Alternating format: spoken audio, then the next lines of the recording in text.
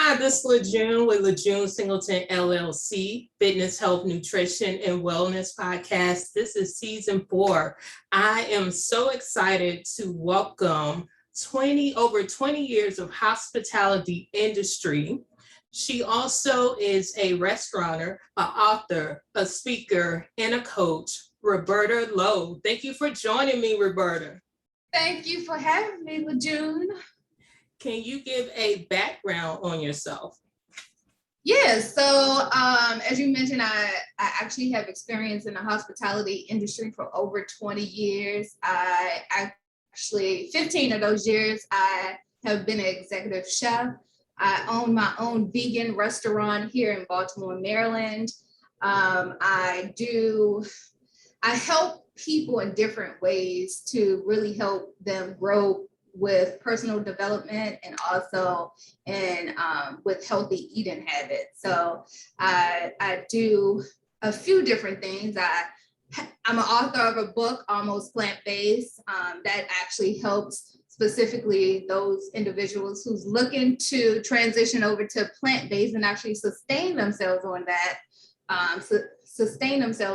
actual lifestyle of eating plant-based. And then I also help young women who's looking to go into entrepreneurship. And so I mentor them, and I also travel around and speak to the teams in reference to how they can make a 6-figure income based being a chef, and also if they're looking to for them to actually stay in school, I speak on that as well, and as well as entrepreneurship to them. So I do a little bit of something, trying to touch every individual. My restaurant is really planted in Baltimore, really to help those individuals to make better eating choices during lunchtime. You know, if it's more healthier options out there that actually taste good, the likelihood of them transitioning over or actually consuming healthier products throughout the day, it will be at a higher rate. So that's the whole purpose of our restaurant being here.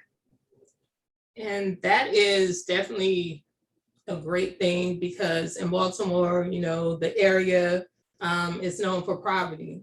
So to have healthier options is definitely good, because there's always that corner location that's selling fried chicken, Asian cuisines and things like that. To come in someplace and it's healthy and it tastes good, that's definitely a plus. Yeah. So can you tell us how you got into becoming a chef? What was the inspiration behind that? The inspiration behind that actually was just having the income. I'm a single mother, so I actually was it's an interesting story. Okay, so I was in school to become a doctor. My whole dream was actually to be a neurosurgeon, and then I took up tennis, and I enjoyed the sport of tennis. And throughout the time of me being in school, pursuing my career, and me playing tennis as well, my wrist started to act up. And so I had to my wrist really started to bother me, whereas though I couldn't hold instruments and things of that nature. So I really had to look into rethink, going to school for those 10 years of medical school, and then making sure that I can actually practice once I came out of medical school.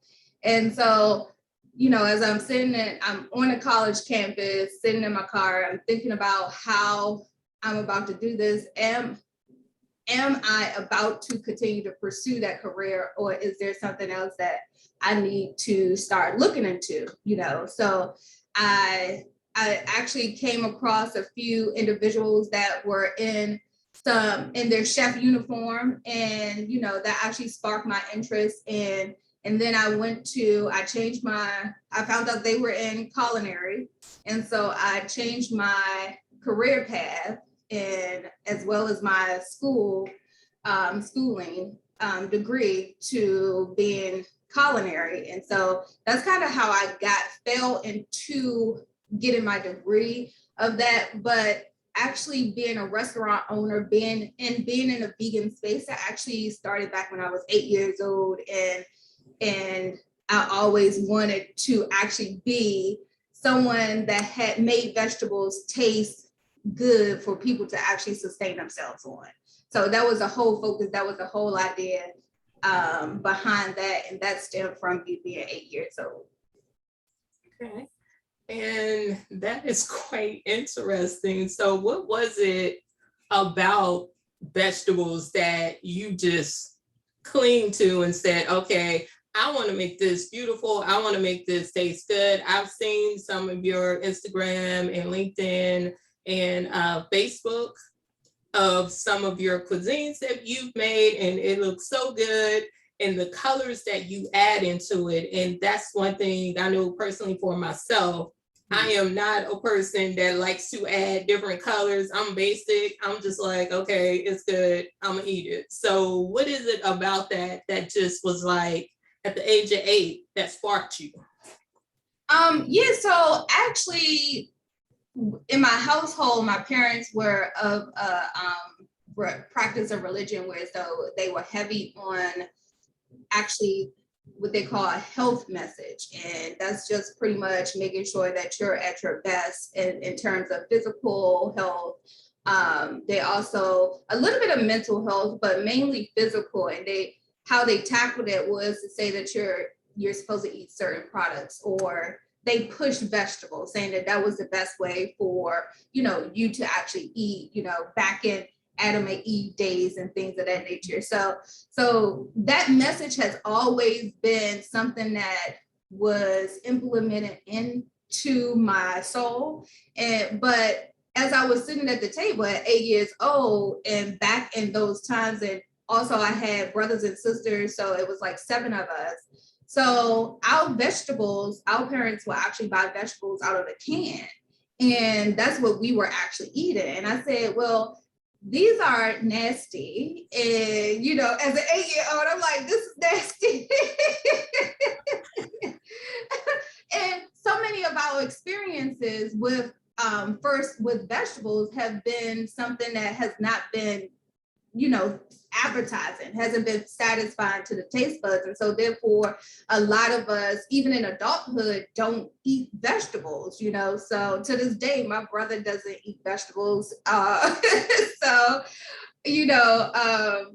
it was at that time where I was like, if listening to the message and then seeing what's in front of me and actually experiencing it, I was like, no, there's no way that someone would actually want to live off of these type of vegetables. And so that kind of sparked me at a young age to say, I'm gonna make it my mission to make sure that, because I believe in the health, being a healthy you, mind, body, and spirit. So that is something that I was like, I'm going to make sure that I can make the vegetables, present them in a way, package them in a way where as though they actually taste good and people can sustain themselves off of them.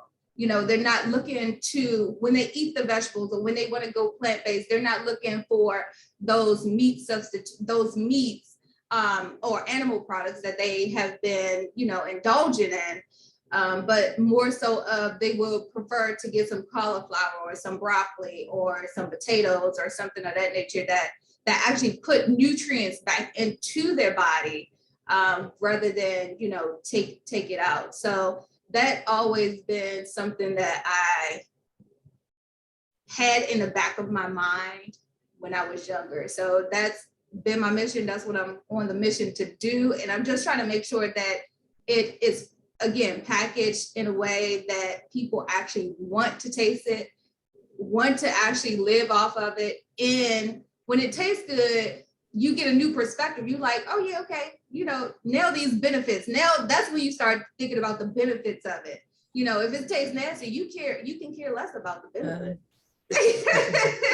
Definitely. So first trying to tackle with their taste, with the textures, the colors, the taste in their eyes. That's where we start visually eating, And then once we visually see that it looks appetizing, then we go with how it actually tastes. So once we make it to the past those two receptors, then the sky's the limit, really. So that's the whole mission here, and also availability. So that's where the restaurant plays a part in, to make sure that that comes to the market and allow people to have those fresh vegetables that's unprocessed, 100% vegan, and that tastes good. So yeah.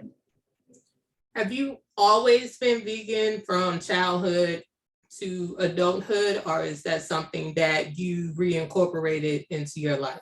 And if so, why? So no is the short answer. My favorite meat to eat was lamb. That was always my favorite dish to eat, favorite dish to make when I was a meat eater. And so even though we grew up, with that health message, economically back then, my parents didn't know what to do. Economically back then, sustaining 7 children off of just vegetables was not something that, my parents knew how to do. Now, I'm not saying that it was impossible, but, my parents are also from the South. And so, it's that heavy eating type meal. And so vegetables was not something that was looked at as something that would fulfill us, something that would really sustain us throughout the night. So we were not waking up, hungry, or, our stomachs hurting or something of that nature. So in their mind, being Southerners, it was still meat that was involved on our plates and things of that nature. So I grew up that way. But we only ate certain types of meats, of course, based upon our religion and things of that nature, how we grew up. And then as I became an adult, I still was indulging my catering business that I had for 15 years. That was also meat and seafood heavy on that menu. So it wasn't until about 5 years ago when I actually said, I'm gonna definitely transition over to being 100% plant-based, 100% vegan, and then also I'm gonna transition my companies over to being 100% vegan. And so that's what I did. I transitioned over my catering business, Blossoms Events and Catering in Annapolis. I made that vegan. And then a year ago, that's when I actually opened up the restaurant to be 100% vegan. And I have your book and I read it almost So I love how you give step by step of someone who is making a transition into becoming plant-based, which is a challenge because, most people, like you said, when it comes to food, how it tastes, because in their mind, especially majority of the people that live on the East Coast are originally from the South, or their families are from the South. And they're used to certain way foods are cooked, or they feel that, like you mentioned, I'm not going to be full off of just eating plants. Right. The concern, what I've heard with most people, am I getting enough protein? Right. So I love how, you include scripture in this, how you break it down to, each day of what someone can include to become plant-based. What was your thought process in writing this book? My thought process was really based upon information that past clients have given me. The biggest thing about being a chef is your ego and making sure that your food actually tastes good. And so when my past clients will actually eat the food, everybody says tastes great, but they wouldn't sustain themselves. They would somehow revert back. And so just doing a little bit of research and just asking questions from them, it's like, why are you reverting back? Especially if you know that this is more of a health benefit for you. A lot of my clients came to me with, family health issues that, they feel as though, not feel as though, that was traditions that was passed down to them that, actually cause certain health elements, right? And so they knew that they needed to change their diet to help sustain or help control their health, but still, it was still hard for them to continue to stay on the diet. And so what inspired me about the book was really inquiring about why. Like, I truly just wanted to know why people wasn't sustaining themselves on it. The food is good, so what is the issue? And so in my book, I really tackle it from a mind perspective, because so many of us don't really put the two together, whereas though your mind is really controlling your actions. And I mentioned in the book about how our unconscious mind is like 90% of our actions, and therefore, and that's made up of the commercials that we have been, digesting since we've been on the earth, from birth. It also stems from what actually our traditions are in our family, how we would actually take some of the slavery mentality and kind of switch that up, continue that on in our cuisines and things of that nature.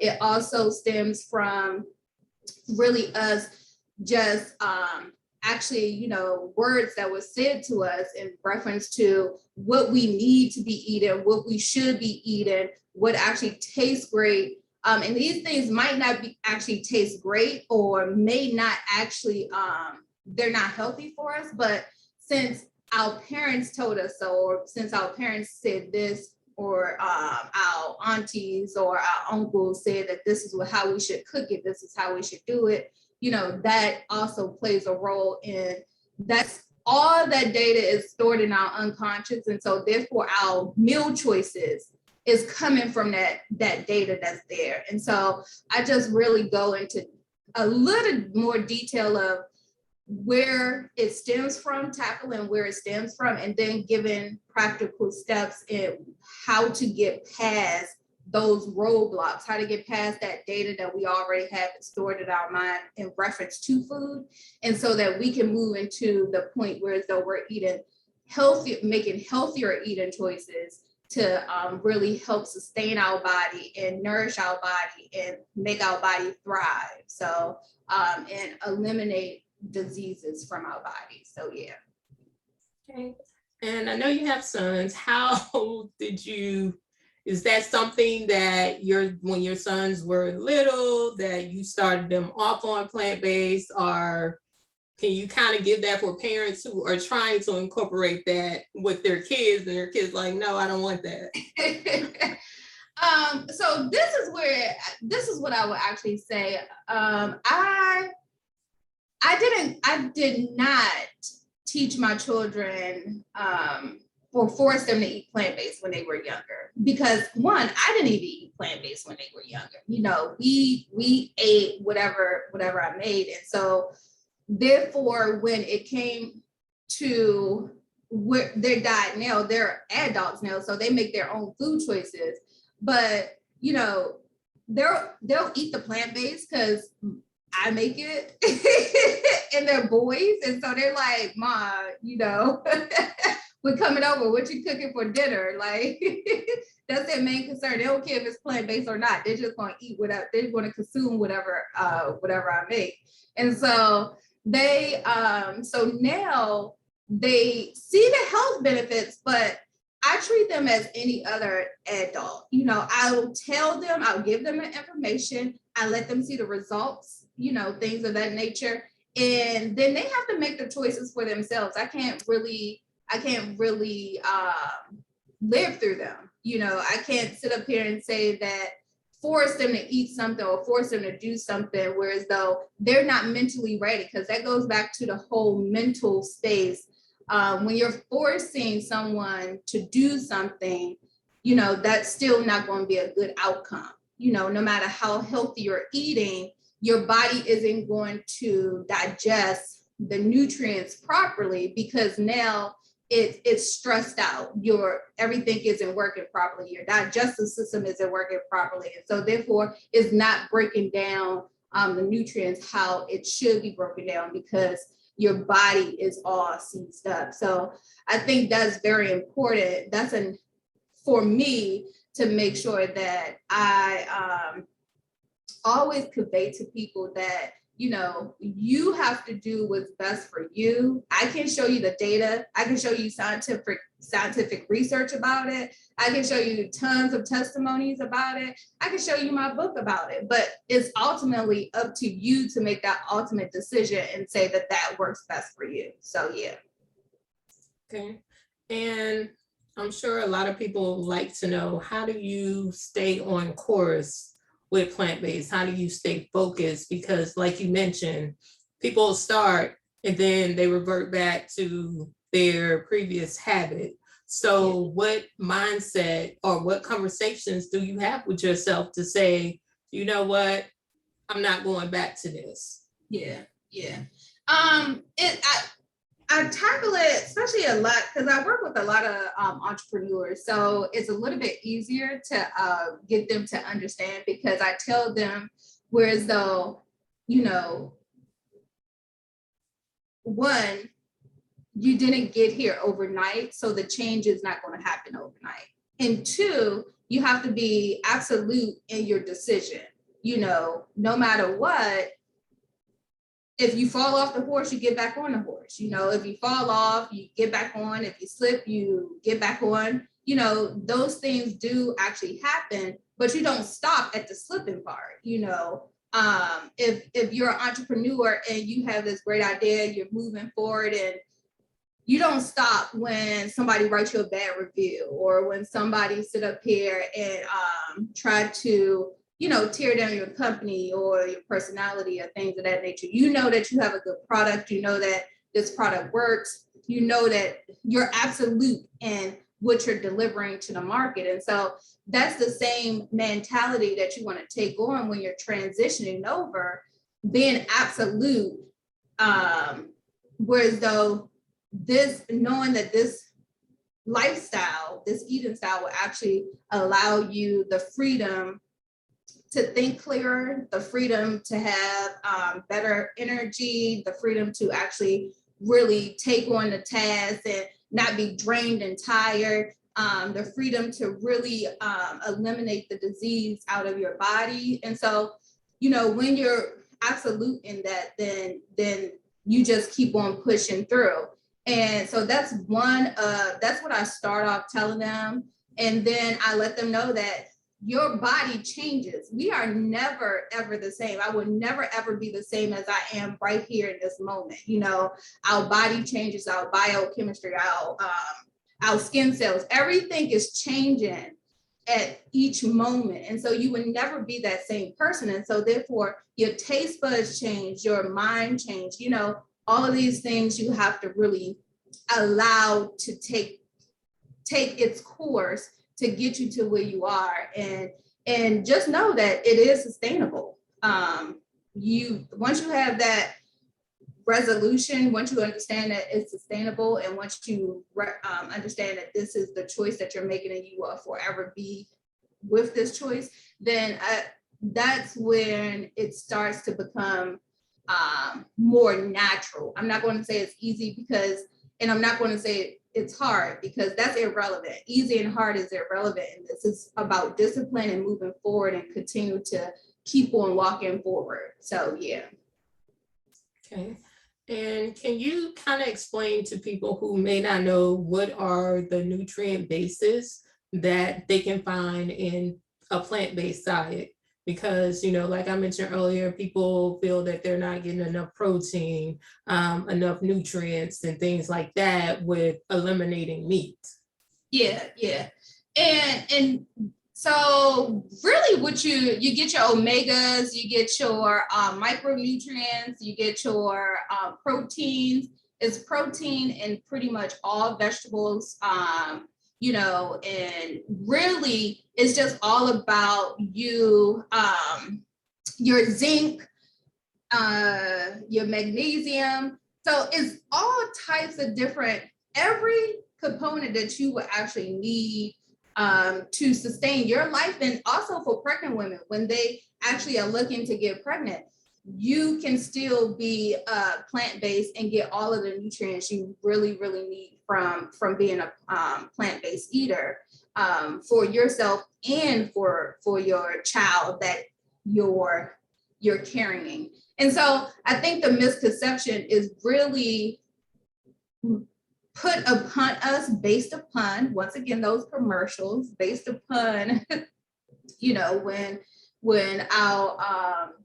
when commercials come up and saying that this nice chill Coke is something that we should be, drinking over a nice chill bottle of water or a cup of water or something of that nature. That's where it really comes in at, and where you have to make the decision to be consciously aware of what's happening to you, what data you are downloaded based upon what information has been fed to you through, whether it's audio or visual. You have to be aware of that. So there's every component, either your B vitamins, your vitamin Bs, your vitamin Ds, all of that can be consumed through a plant-based lifestyle. And as you mentioned, the commercials of a McDonald's, a Burger King, a Wendy's, you go to those places and you're going to find a burger that's going to be cheaper than a salad, which is, someone's mindset is, well, why would I buy a salad when I can get a 5 for $5 meal or whatever they have, or I can get a whole combo with fries, a drink, and a burger, and the salad is, more than that. Yeah.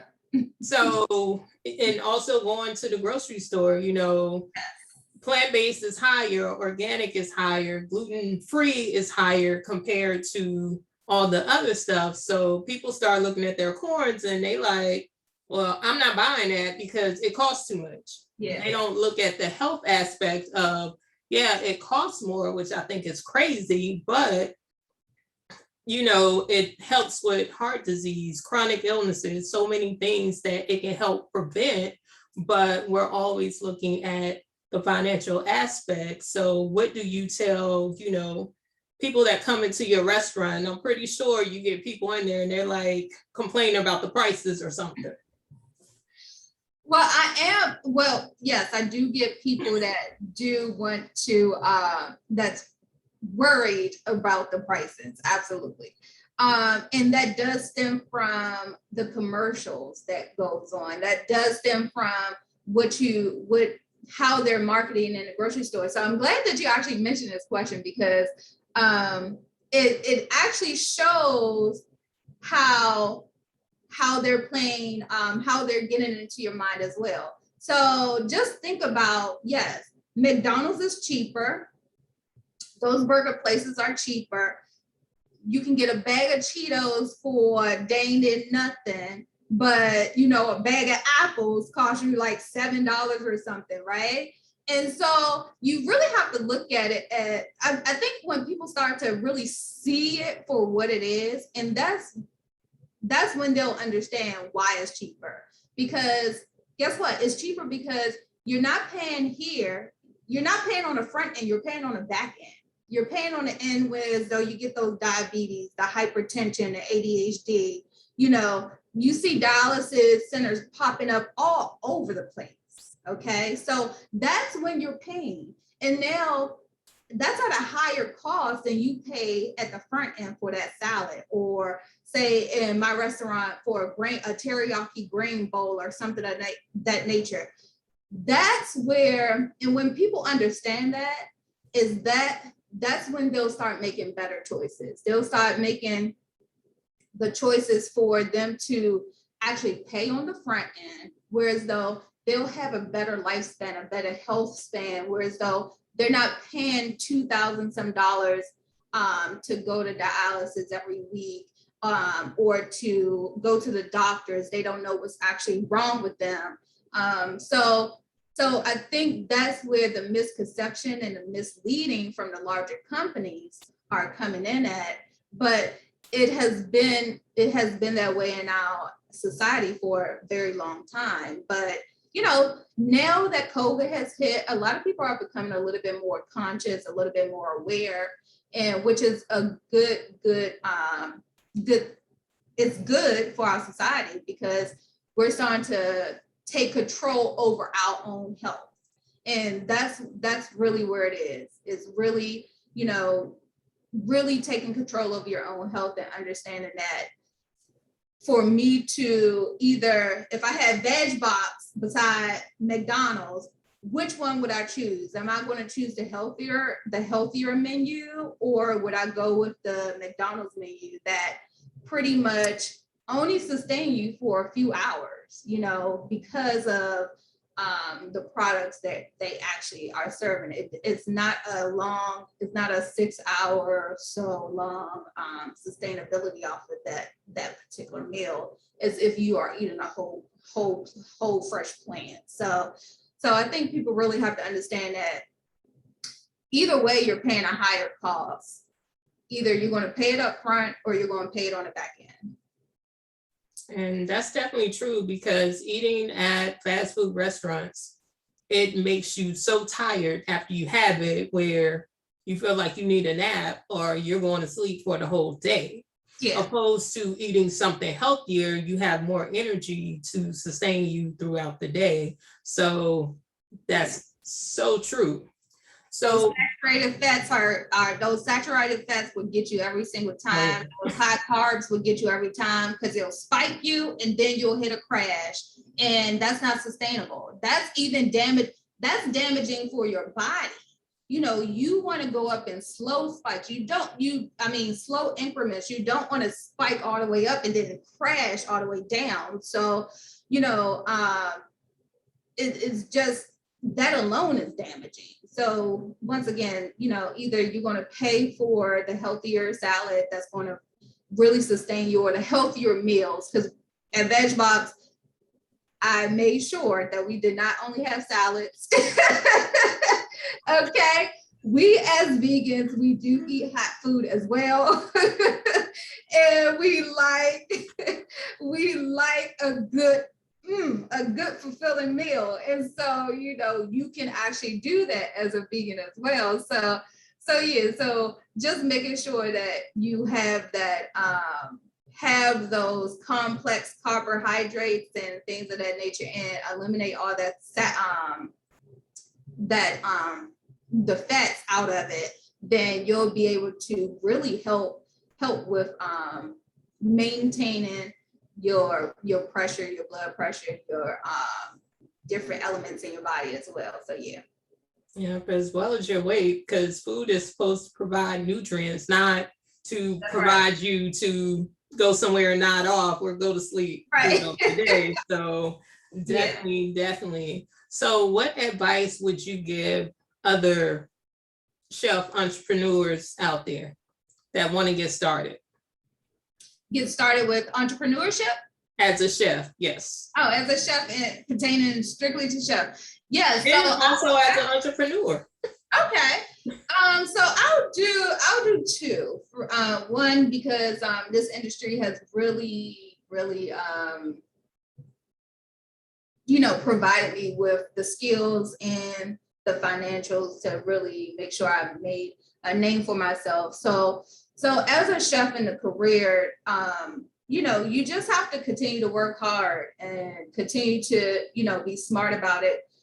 Build relationships. I think that's really something that I would say as being a chef in the industry and as being an entrepreneur. It's all about really building those relationships, networking between people, not in reference to go out here and tell them, hey, can you give me something? No, but in reference to having that camaraderie, having that friendship, having that that person that understands your journey of what you're going on through, you know, having that person to testify for you or testimonials for you. And if something comes up, you know, they can actually say, oh, you know what, I do have some X, Y, and Z would be great for this, you know, because opportunities are always available. But you don't know who they might present themselves to, whereas though it's in your circle, you know. So I would definitely say that one is very important to build a network, build a strong circle, and that's across the board in any industry as well as entrepreneurship. And then also I would say to really have entrepreneurship is not for those who are unsure of what their ultimate goal is. You know, the road is rocky. The road is always going to be different. It's always corners, ups, downs, mountain tops, valleys, you know, rivers. It's always going to be that. But, you know, understanding your ultimate goal of why you're doing, you know, why you're being an entrepreneur in the first place is really going to get you through all of those trials and tribulations and, you know, help you to really celebrate those victories and things of that nature for moving forward. And then I will also say that just celebrate your wins, okay? And I just had my 1-year anniversary for the restaurant, and it totally slipped my mind, first of all. Doing so much, it totally slipped my mind. And then one day I was sitting at my desk, I was like, I think my anniversary came up, you know, so, and it did. And so I took that time out once I remembered to actually really, you know, to celebrate it. Because there was so much going on that particular week that it was like, oh my goodness. But you know, even little or big wins, it doesn't matter. Just take the time out to say you did that. You know, you have to continue to encourage yourself. And when you see your wins, that gives you motivation to keep on pressing forward. When a client comes to you and someone that you're helping in the marketplace, and they say that, I'm glad that you're here. I'm glad your products are here. These are changing my life. And I tell people about it, that's a victory. That's a win. You know, that one person, you have just changed the trajectory of their lives based upon your product or based upon your service. And so that is a victory. It's not all about reaching 10, 20 people at the same time, but that one person you have reached and you have changed their lives. And just imagine, based upon their good experience, that how many other people that they went and told about your service, your product, and you know, that's how you're reaching your mass numbers of changing lives. So I would definitely say, you know, celebrate those victories, recognize what those victories are and when they come, and you know, continue to push through. Okay. And your restaurant, for people who want to come and check you out, I looked at the menu. The menu looks good. I just need to find time to drive to Baltimore. You have breakfast, you have lunch, you have dinner. I know you're not open on, is it Sundays? You're not open? Yeah, so I actually just changed the hours. So we're no longer open on Sundays and we're no longer open on Mondays. So we close about an hour earlier. So our hours are we do breakfast Thursday and Friday, and we do breakfast from 7 to 9 a.m. And it's pretty much that breakfast is what we just rolled out with. And it's really to help individuals actually find that quick breakfast, just like if they go to a McDonald's or things of that nature. So we have egg and sausage sandwiches, all vegan, of course. We have some parfaits here. We have some overnight oats and things of that nature. We have some potatoes, different quick meals that we can actually come up with just to allow people to have those options in the morning So we're slowly rolling that out to become full service for that. Our lunch service starts at 11. So we go from 11 a.m. to 5 p.m. is when we close for the day. And that's Tuesday through Friday. And that's where we serve our actually grain bowls. We have sliders on the menus. We have soup, salads. We have tacos on the menu, which is super popular. People love the tacos. So yeah, we're just trying to, like I said, the whole concept is really to allow that fresh, unprocessed, whole plant, taste good type meal options available to the public as quick as they can, stand in line at an unhealthy restaurant or at the drive-through for a healthy restaurant. So yeah. So can you kind of give us how you came up with the name of your restaurant? Yeah. So that's a good question. Let's see. It actually came to me really quick. So of course, veg is for the vegetables, and then box is just the whole concept of what we're serving it in, making sure, because grain bowls are pretty much all compiled and put together. And so it was based upon the grain bowls just being actually one unit, one whole meal. And then, of course, we added the sliders. So then we needed to have that in a box, that box concept as well. So we have the fries to go with it, and the same for the tacos and things of that nature. So it really came up just to allow people to know that, one, it's plant-based, to stick out to them. And then two, to allow them to understand that we're on the fast casual concept, where so they can get a healthy meal fast like our counterparts. So yeah. Okay. And what other books do you have in the making, and when can we expect that, if you know? So I'm kind of in a process of really writing 2 books.